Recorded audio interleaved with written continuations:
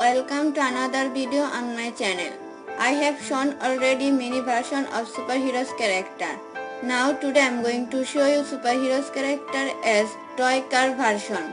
A toy car is a miniature representation of an automobile. Other miniature motor vehicles such as trucks, buses, etc. are often included in the general category.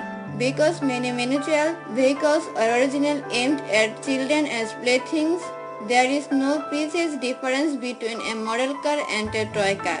Yet the word model implies either assembly required or the accurate rendering of an accurate vehicle at smaller scale. The scope of the vehicles involved in the hobby, according to Louis Herbernhurst, author of Time Complete Book of Building and Collecting Model Automobiles. Which is your favorite character? Please comment below. What do you want in next video? Please comment in the comment section. Let's enjoy the superheroes character as toy car version video.